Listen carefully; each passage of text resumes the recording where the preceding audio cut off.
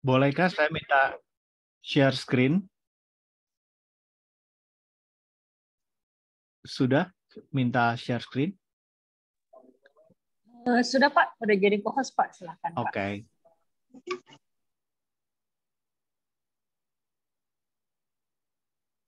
Udah keluar? Udah Pak. Oke. Saya mengucapkan selamat Natal lebih awal, dan saya usia 62, mungkin sudah 50 kali lebih ya. Saya mungkin 55 kali lebih ya Natalan, dan saya mengambil tema waktu Tuhan pasti yang terbaik seperti judulnya lagu. Ya. Bapak Ibu yang dikasihi oleh Tuhan, kita tunduk kepala sebentar supaya firman Tuhan betul-betul masuk dalam hati kita. Karena firman-Mu adalah Tuhan sendiri, kami percaya, kami mau buka hati kami supaya hidup kami diberkati sampai menjelang Natal dan akhir tahun ini, dan tahun 2023 adalah waktu yang terbaik bagi Tuhan untuk bekerja dan memberkati hidup kami. Dalam nama Tuhan Yesus Kristus. Amin. Saudaraku, bicara mengenai waktu, ada dua macam waktu di Perjanjian Baru. Nah, waktu itu disebut kairos atau momen, saat atau tidak terhitung. Biasanya Tuhan yang memakainya, kita hanya bisa melewatinya. Ya, jadi contohnya kalau kita menyatakan I love you pada pasangan hidup kita pada waktu lalu ya, itu moment of truth ya. Kita menerima Yesus sebagai Tuhan dan Juru Selamat, itu moment of truth. Ya. Kita nggak bisa kasih tahu jam berapa, tanggal berapa, menit detiknya, gitu nggak tahu ya. Bahkan kelahiran kita walaupun sesar, tetapi tahunnya kan nggak bisa diatur ya. Itu moment of truth ya, kairos Tuhan. Sedangkan yang kedua itu kronos, saudaraku, yaitu waktu yang terhitung, terprediksi buatan manusia, mengikuti arah matahari, kita hidup di dalamnya. Hippocrates membuat dan Plato membuat ini tonggak ya, stick gitu. Kemudian dia lihat dari arah matahari, jadilah seperti jarum jam. Nah, itu sebabnya arloji kita disebut kronograf, karena waktunya itu pasti, dan sekarang di London itu sudah menggunakan waktu atom, jadi tepat seluruh dunia. Nah, Bapak Ibu yang dikasih oleh Tuhan, kita akan belajar mengenai kairos Tuhan, bukan kronos ya. Kairos Tuhan adalah momen atau saat-saat di mana Tuhan itu bergerak, bahkan kedatangan Yesus pun tidak ada yang tahu, karena tergantung dari sikap hati kita. Dan ketika seisi dunia sudah mendengar nama Yesus, mau terima atau nolak, nah saat itu Tuhan Yesus datang sebagai hakim yang adil ya. Nah, mari kita lihat contoh firman Tuhan ya mengenai kairos di 1 Petrus 5 ayat 6 sampai 7. Karena itu rendahkanlah dirimu di bawah tangan Tuhan yang kuat supaya kamu ditinggikannya pada waktunya. Itu kairos dalam bahasa Yunaninya.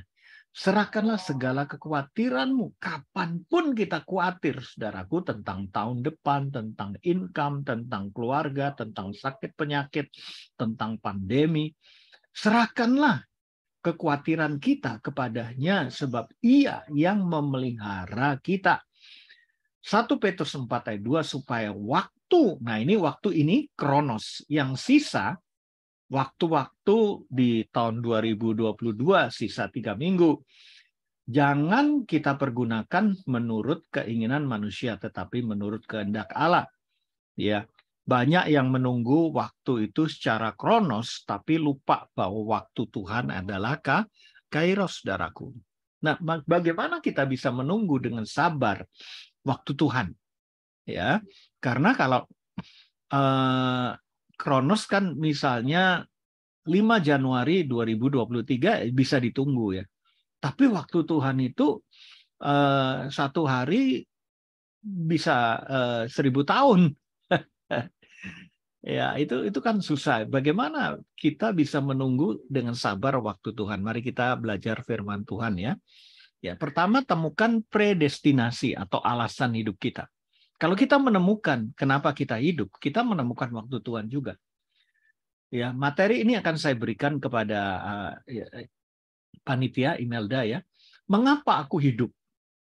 Untuk apa aku hidup? Apa sih keunikanku? Apa sih kekuatanku? Apa saja titik kritisku, kelemahan-kelemahanku? Nah, kalau kita bisa menjawab ini, kita akan menemukan yang namanya predestinasi atau alasan kita hidup. Kenapa, saudaraku?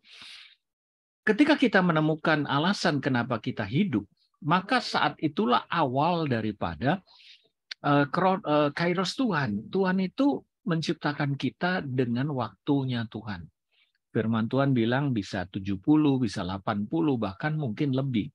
Nah, semua itu tergantung dari tujuan Tuhan menciptakan kehidupan ini. Kalau benda aja ada alasan untuk diciptakan, gelas, meja, kursi, apalagi hidup manusia ya.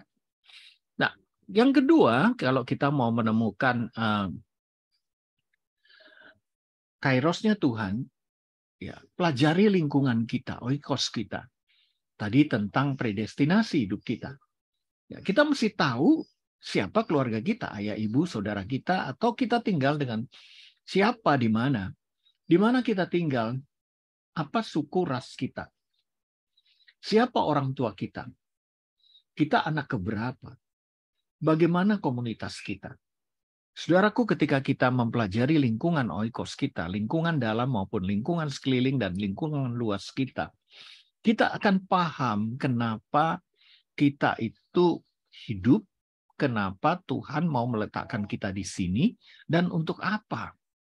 Ya, baru saja kita dengar ada gempa bumi 5,4 skala Richter di Cianjur, kemudian menyusul Garut 6 skala Richter. Baru saja terjadi juga letupan erupsi Semeru. Nah, coba pikirkan. Kita tidak dilahirkan dari keluarga yang seperti itu, tapi mungkin ada teman atau keluarga kita yang tinggal di sana. Pasti itu ada maksud Tuhan. Bahkan ketika di Cianjur itu ada yang meninggal dunia. Saudaraku, lingkungan oikos kita itu bisa menentukan kairos Tuhan. Ya.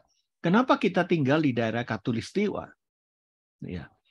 Kita tahu bahwa G20 kemarin ya Indonesia menjadi tuan rumah dari negara-negara barat, negara berkembang dan hampir seluruh dunia.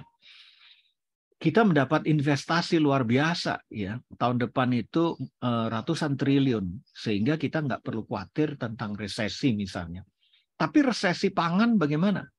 Ya, Eropa sampai menyatukan diri untuk menghadapi resesi pangan. Tapi menurut Pak Jokowi, kalau kita betul-betul bisa menghadapi iklim dengan baik, maka orang-orang yang hidup di Katulistiwa tidak usah sampai mengalami resesi pangan. Bahkan kita menanam apa di kebun kita, lombok atau apapun itu bisa tumbuh. Tanah kita adalah tanah yang subur. Nah, itu menentukan juga kenapa kok Tuhan memberi kita kehidupan di Indonesia, bukan di misalnya di Rusia atau di Ukraina yang sekarang lagi perang ya. Kita mesti mengucap syukur untuk hal itu, saudaraku, ya. Dan yang ketiga, untuk mengetahui kairos Tuhan, kenalilah Tuhan kita sedalam mungkin. Karena Dia yang memiliki waktu itu. Siapakah Tuhan yang kita sembah? Yaitu Allah Tritunggal yang kita kenal di dalam nama Tuhan Yesus Kristus, Tuhan dan Juru Selamat kita yang telah menyelamatkan hidup kita. Apa yang sudah dilakukannya kepada kita? Kita seringkali kita meminta yang di depan, tapi lupa bahwa Allah telah banyak menolong kita. Dia yang sudah memulai, Dia yang akan mengakhiri dengan baik. Saudaraku, kita banyak mengingat kemurahan Tuhan itu membuat pengharapan dan iman kita bertumbuh.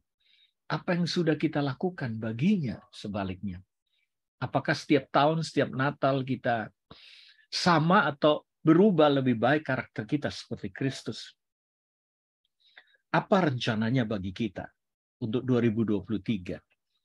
Apakah kita hanya mengharapkan kenaikan gaji, kenaikan posisi, atau kita ingin menjadi garam dan terang dan kita bekerja seperti melakukannya untuk Tuhan? Apa respon kita atas rencananya itu? Apakah kita berserah atau kita berharap, kita beriman, kita mengasihi sesama lebih lagi?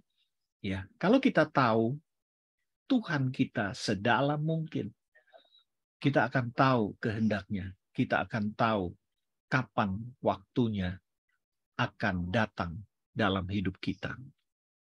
Yang keempat, saudaraku, evaluasilah perjalanan hidup kita. Baik pengalaman baik apa saja yang telah kita alami, kapan momen yang baik itu terjadi, ya, bagaimana itu bisa terjadi, pengalaman buruk apa saja yang telah kita alami, saudaraku. Apakah itu karena kesalahan kita atau sebuah proses? Ya. Jadi perjalanan hidup, ya, kebetulan saya tadi katakan saya udah 62 tahun, saya bercita-cita umur 30 itu punya perusahaan sendiri, dan itu Tuhan kabulkan. Ketika saya usia 40, saya bisa menjadi berkat, saya menjadi hamba Tuhan, dan itu sudah terkabul. Dan saya usia 50, saya betul-betul bisa melayani Tuhan sepenuh waktu, dan Tuhan kabulkan. Dan sekarang usia 62, saya merencanakan supaya hidup saya sehat. Nah, ketika perjalanan hidup kita evaluasi, maka muncul pengalaman baik apa saja yang kita alami sehingga kita bisa bersyukur. Kapan momen yang baik itu terjadi membuat kita tahu bahwa ini waktu Tuhan, ketika kita bersungguh-sungguh di depan Dia, ketika kita benar-benar berserah, berharap sepenuhnya dengan iman, bukan hanya melihat apa yang bisa dilihat, tetapi berjalan walaupun tidak bisa melihat. Bagaimana itu bisa terjadi? Kalau kita hidup dengan iman, pengalaman buruk apa saja yang kita alami. 3 tahun yang lalu, cucu pertama saya meninggal dunia dalam usia 100 hari. Itu kegoncangan yang membuat saya semakin dalam, semakin mengenal Tuhan. Apa maksudmu Tuhan?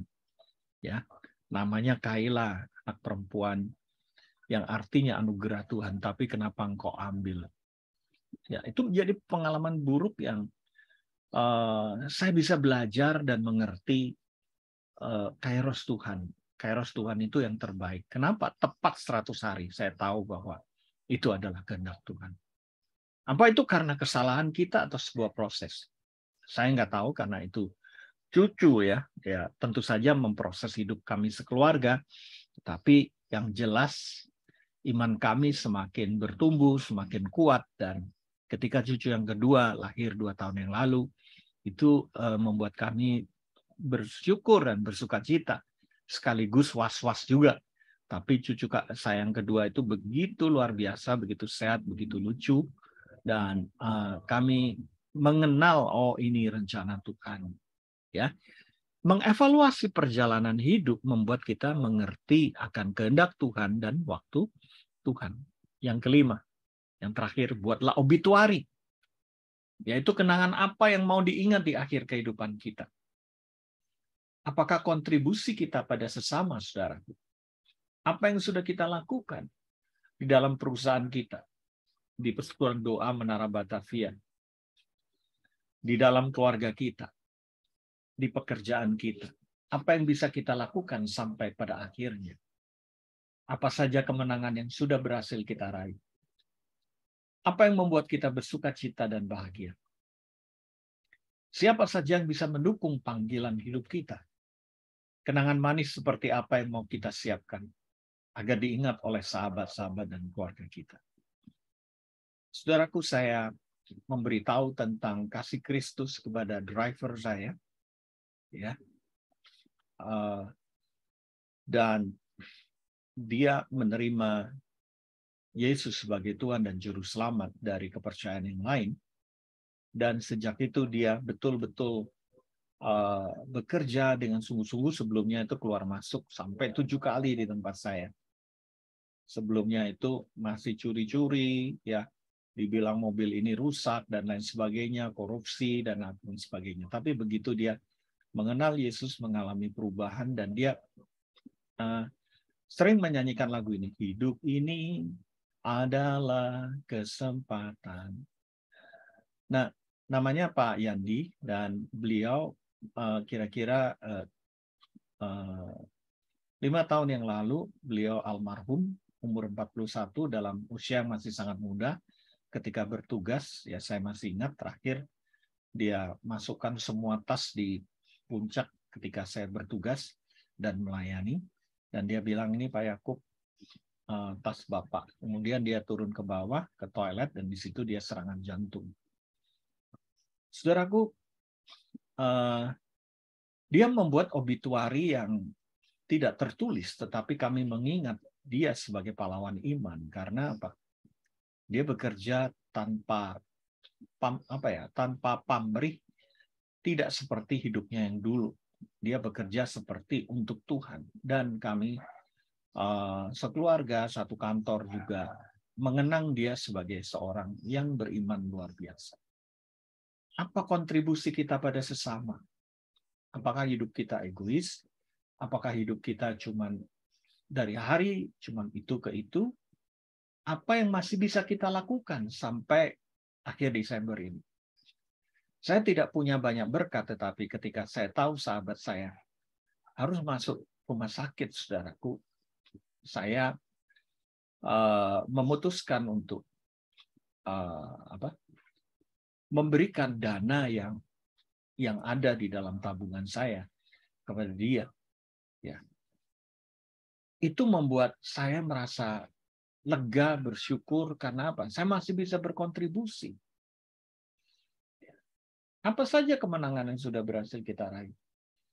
Saya pribadi, saya bergumul dengan penyakit saya, penyakit diabetes, penyakit ada disepsia motorik di lambung.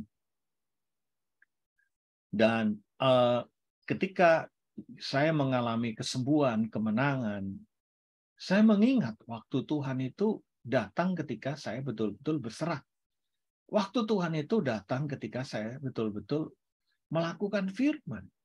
Waktu Tuhan itu datang ketika kita betul-betul percaya bahwa Tuhan itu ada dan nyata. Siapa saja yang mendukung panggilan hidup kita.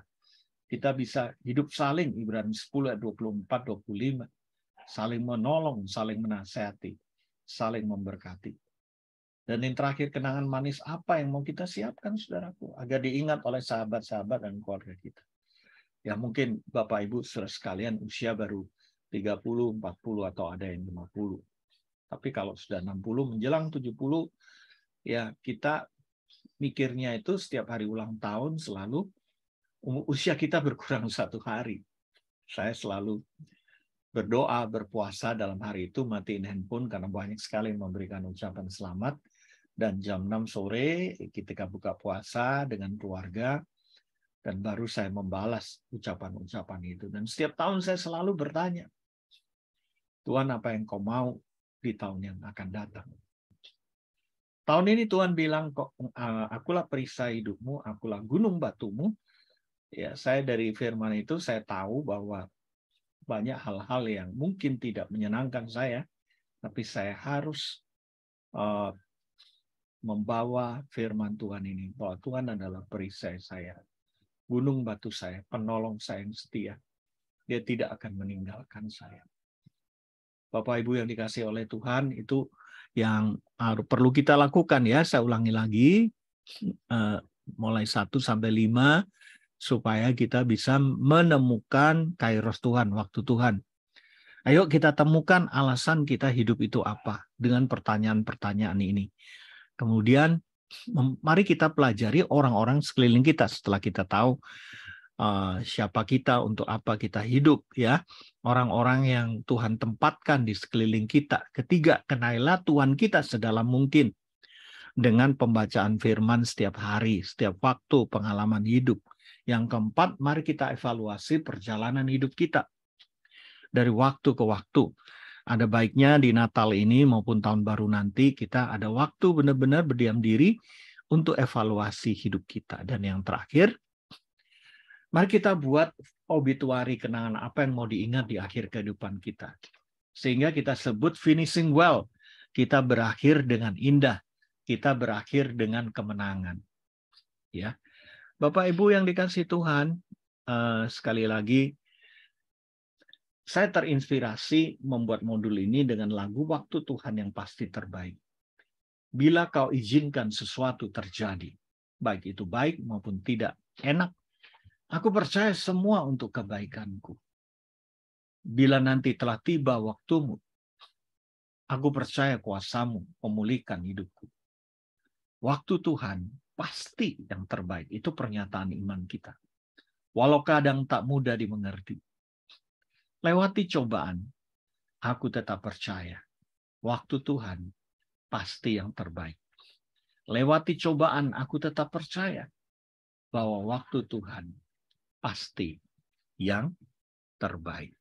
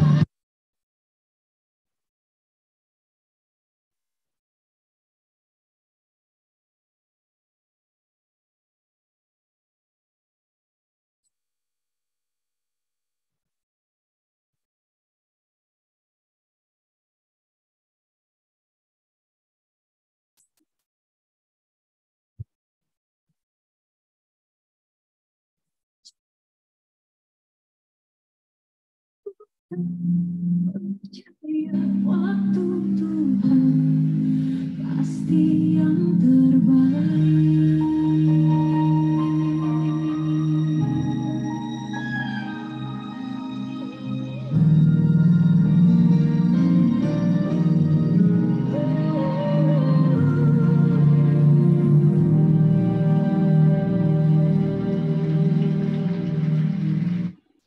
Mari kita berdoa, saudaraku.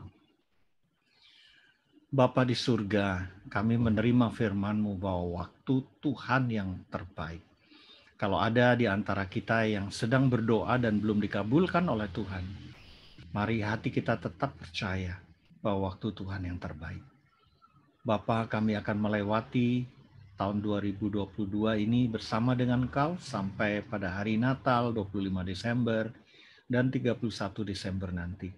Kiranya Engkau memberkati persekutuan Menara Batavia ini, Engkau memberkati semua pimpinan, pengurus, dan rencana-rencana di tahun 2023. Hamba-Mu mengucap syukur bisa menjadi bagian daripada mereka, ya Tuhan. Kami menyerahkan keluarga kami, pekerjaan kami, dan kehidupan kami, seluruhnya di dalam nama Bapa, Putra, Roh Kudus, dalam nama Tuhan Yesus Kristus.